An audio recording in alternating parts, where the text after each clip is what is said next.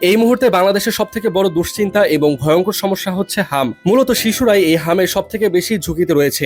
এর মাঝে প্রাণ হারিয়েছে অনেক শিশু। তাই তো এই ব্যাপারে এবার সচেতনমূলক বার্তা দিয়েছেন জাতীয় দলের ক্রিকেটাররা।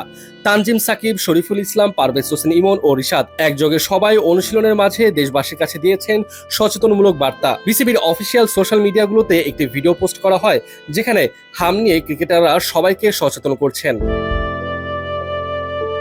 এই মুহূর্তে বাংলাদেশ একটি কঠিন সময় পার করছে, বিশেষ করে এই হাম নিয়ে। তাই তো এই ব্যাপারে সচেতন করতে গিয়ে তানজিম সাকিব বাংলাদেশের সকল মানুষকে উদ্দেশ্য করে বলেছেন, আসসালামু আলাইকুম। আজকে খুবই গুরুত্বপূর্ণ একটি বিষয় নিয়ে কথা বলতে চাই।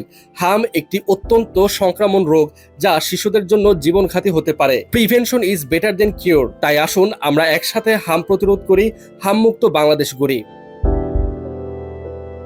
এদিকে পারভেজ হোসেন ইমন হাম মোকাবেলা করার জন্য উদাহরণ টানলেন ক্রিকেটীয় সামগ্রীর কথা বলে। সবাইকে সচেতন করার উদ্দেশ্যে ইমন বলেছেন, মাঠে নামার আগে আমরা যেমন প্যাড, হেলমেট পরে সুরক্ষা নিশ্চিত করি, তেমনি জীবনের প্রতিটা লড়াইয়ের সুরক্ষা প্রয়োজন।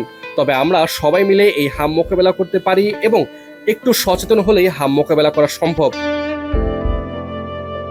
এদিকে শরীফুল ইসলাম, যিনি কিনা সবসময় সবকিছুতে খেলা নিয়ে মেতে থাকেন, সেই শরীফুল কিনা সতর্কতামূলক বার্তা প্রেরণের জন্য খেলা নয় বরং খেলার বাইরের কথা তুললেন তিনি। সবাইকে সচেতন করার জন্য শরীফুল বলেছেন, আজ আমাদের এই আলাপটা 22 গজের বাইরের। এই মুহূর্তে বাংলাদেশ এক ভয়াবহ ব্যাধির মোকাবেলা করছে, হাম। দেরি না করে আজই আপনার 6 মাস থেকে 5 বছরের সন্তানকে নিকটস্থ স্বাস্থ্যকেন্দ্রে বা হাসপাতালে হামের টিকা দিন। বাদ থাকেননি রিশাদ হোসেনও। হাম প্রতিরোধের জন্য শিশুদেরকে টিকা প্রদানে উৎসাহ দিয়েছেন তিনি।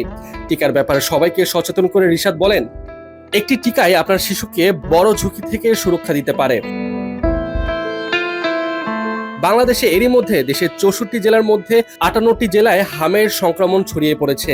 15 মার্চ 2026 থেকে এপ্রিলের শেষ নাগাদ হাম ও এর উপসর্গ নিয়ে 259 জনেরও বেশি শিশু প্রাণ হারিয়েছেন। বিশ্ব স্বাস্থ্য সংস্থা এই পরিস্থিতিকে উচ্চ ঝুঁকিপূর্ণ হিসেবে চিহ্নিত করেছে। এখন পর্যন্ত মোট হাম রোগীর সংখ্যা 32,000 ছাড়িয়েছে, যা গত বছরের তুলনায় অনেক বেশি।